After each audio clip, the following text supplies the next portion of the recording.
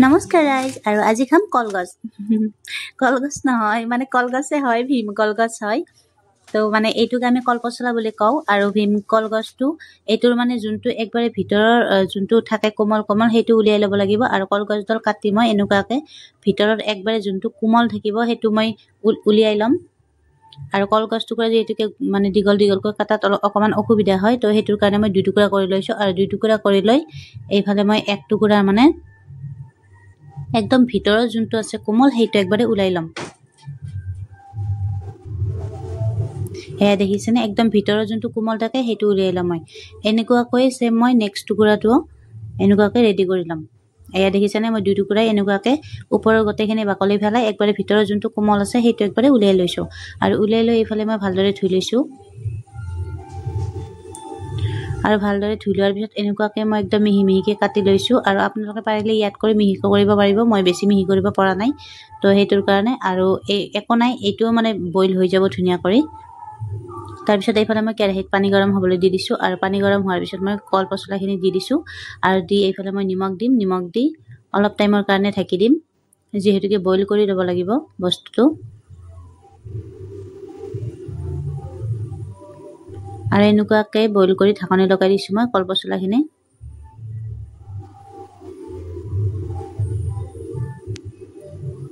গেছটো লো ফ্লেমত আছিল গমে পোৱা নাছিলো হাই ফ্লেম কৰি দিলো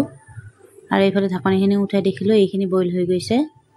আৰু এইফালে দেখিছেনে কেনেকুৱা কলা কলা নীলা নীলা পানী উঠি আছে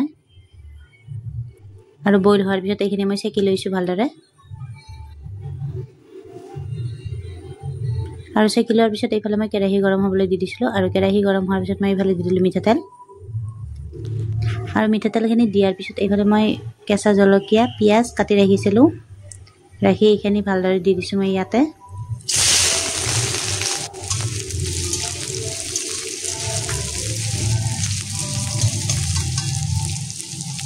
আৰু এইখিনি ভালদৰে ভাজি ল'ব লাগিব আৰু এনেকুৱাকৈ ভাজি কৰাৰ পিছত মই এইফালে আদা আৰু নহৰু বটি ৰাখিছিলো আৰু সেইখিনি ইয়াতে দি দিলো আৰু দি এইফালে মানে এইখিনি ভালদৰে ভাজি কৰিব লাগিব নহলে আদা নহৰুৰ কেঁচা কেঁচা চেণ্টটো থাকি যাব তো সেইটো কাৰণে অকমান টাইম ভাজি কৰি থাকিব লাগিব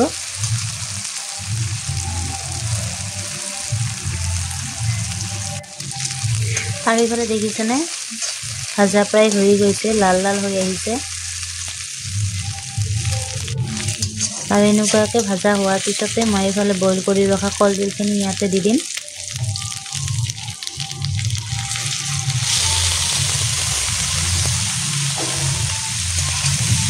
আৰু দি দিয়াৰ পিছত এইখিনি ভালদৰে লাৰি লৈছো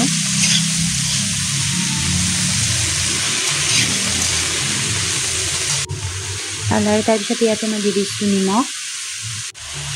ৰং গুড়া জিৰাৰ গুড়া ধনিয়া গুড়া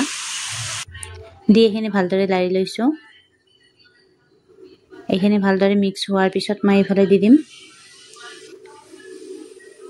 বটি ৰাখিছিলো মই 1 চামুচ সৰিয়হ আৰু সৰিয়হখিনি ইয়াতে দি দিছো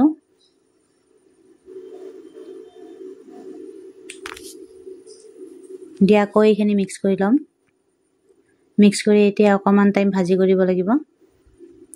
আৰু যদি আপোনালোকে কল পছলা নাখায় তেতিয়া হলে প্লিজ কল পছলা খাব কাৰণ আপোনালোকে নিজেই জানে কল পছলাত কিমান ভিটামিন আছে তো হেতু কাৰণে মই মাজে মাজে খাই থাকো কিন্তু আজি ভাবিলো ভিডিওটো আপোনালোকৰ লগত শেয়াৰ কৰি দিও তো সেই কাৰণে মই ভিডিওটো বনালো আৰু যদি ভিডিওটো ভাল পালে তেতিয়া হলে প্লিজ লাইক কমেন্ট আৰু লগতে এটা শেয়াৰ কৰিব বুলি আশা থাকিল আৰু এনেকুৱাকৈ অকমান টাইম ভাজি কৰাৰ পিছত এইফালে দেখিছেনে কি ধুনিয়া কৰি বইল হৈ গৈছে আৰু এইখিনি ভাজা হোৱাৰ পিছত এইফালে মই কাটি ৰাখিছিলো ধনিয়া পাত আৰু এইফালে ধনিয়া পাতখিনি মই দি দিলো আৰু দি এইখিনি ভালদৰে লাৰি চাৰি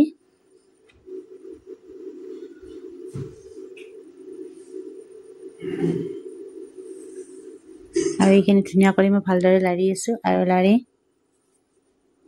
তাৰপিছত এইখিনি মই এখন কাঁহীত উঠাই লম আৰু ধন্যবাদ মোৰ ভিডিওটো শেষলৈ চোৱাৰ বাবে নেক্সট ভিডিওত লগ পাম